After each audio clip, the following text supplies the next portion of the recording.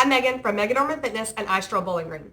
In this video, we're going to walk through the entire Postpartum Fitness Blueprint in relation to an example exercise like heel taps. That's what we're going to show you in this video. So you can see how you can run through the blueprint for any exercise that you're progressing into in early postpartum, or if you have an exercise that you know produces some core or pelvic floor symptoms, or you're testing out a new exercise to see if you've gained core or pelvic floor strength. So again, we're using heel taps in this video, so I'm going to go ahead and lie on my back so you can see the heel taps exercise. You're going to lie flat on your back. Knees are coming up at a 45-degree angle here. And the exercise I'm going to go ahead and show you is dropping one heel down to the ground. Let me speed up so you can see a little bit better. One heel at a time, down to the ground, tapping. Control is very important in this exercise. So the Postpartum Fitness Blueprint says first we engage. So I'm going to go ahead and get back in my position. Nice deep inhale. Exhale, engage. Second, execute. So go ahead and execute the exercise. Tap and bring it back up. Now I evaluate. Did I experience any core or pelvic floor symptoms during the exercise? So you can do it again if you need to. Engage. Execute. What I'm going to look for here is primarily core symptoms. So whether you can look down at your abdominal wall and do you see any doming or peaking or coning, as it's sometimes referred to. So do I see that in the midline of my abdominals while I'm performing this exercise? Do I see any doming? Can I feel for that on my abdominal wall? If you've already done your diastasis recti check, you might know where the weakest points of your abdominal wall are. And we're going to evaluate. So at this point, if I did see doming or coning, then we're going to talk about some things to adjust. If I didn't, did I feel any pressure in my pelvic floor while I was executing that exercise as well? If not, that exercise should be good for you in terms of core strength. Either you can continue doing that exercise, or you might be able to test the next progression up of exercise. And again, go through the Postpartum Fitness Blueprint in order to see if the next exercise is going to be appropriate for you. If you did experience some symptoms, now let's go through some things that you might be able to adjust and test this exercise again. First is breathing. I'm not breathing very well right now because I'm just recovering from a cold, but I want to talk about different breathing strategies that you might be able to use in this exercise to help. When I was first doing this exercise, you saw me cue a nice deep inhale, then an exhale to engage. So is that exhale, engage, is that all happening when you're executing the exercise? If not, try it again.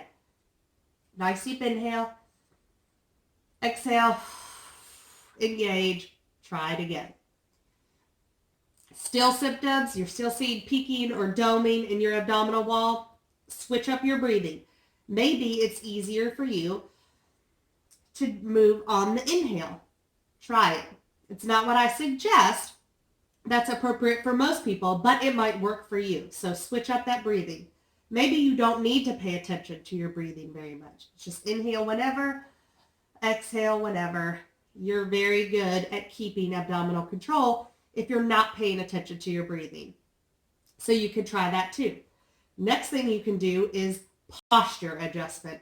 So what's common in this exercise is our ribs are thrusted upwards as we're lowering our heels to the ground. So ribs are thrusting up as that heel is lowering to the ground. I want you to make sure that your ribs, especially your lower ribs, are on the ground.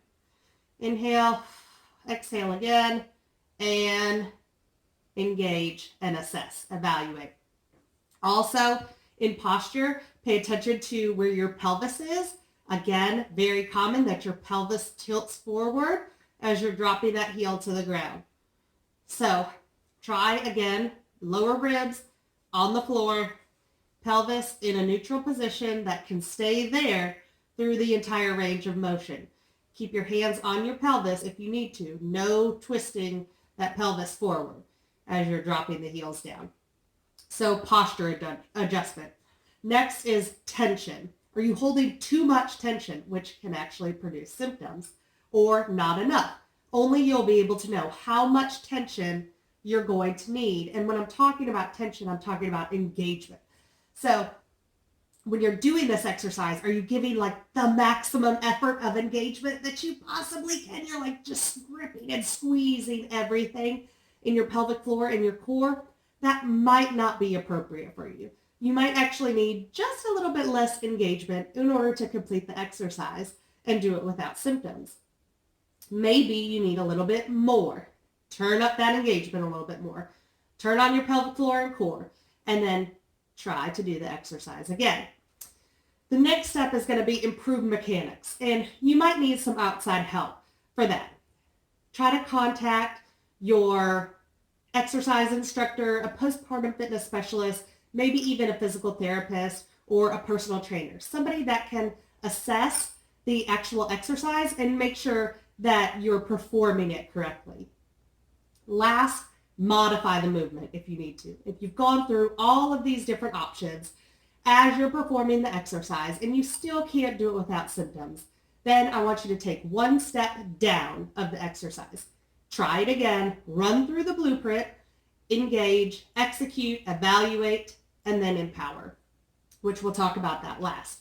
Your modification for heel taps is going to be just to hold those knees up here at a 45-degree angle. Again, we're engaging, we are performing, executing the exercise, and then we're evaluating. Do I still have any symptoms now that I've taken it a step down? Or are my symptoms, have they gone away or greatly reduced since I've modified just a little bit? If they have, great. If you need to modify yet again, then you can do that as well. And the last bullet point of the Postpartum Fitness Blueprint is to empower you. So basically, you are the boss of your own body. If you are okay understanding that your symptoms may not get better and possibly could get worse because you are continuing to perform an exercise that produces symptoms for you, then that's your choice. Some people do that.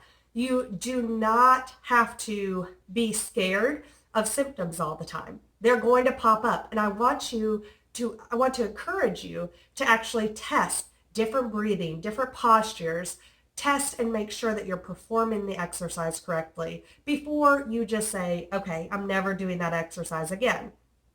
Or I want you to empower you to drop that exercise down a little bit. There's no shame in working within your strength right now and then performing that exercise over and over again until you gain the strength necessary to then try and test out the exercise that produced symptoms yet again. So I hope this was beneficial for you to understand how we run through the Postpartum Fitness Blueprint with an example exercise. I'll give you a few more examples in some coming videos, but I wanted to give you a quick rundown of how you can use the Postpartum Fitness Blueprint in an exercise that will work for you. Good luck, guys. You got this.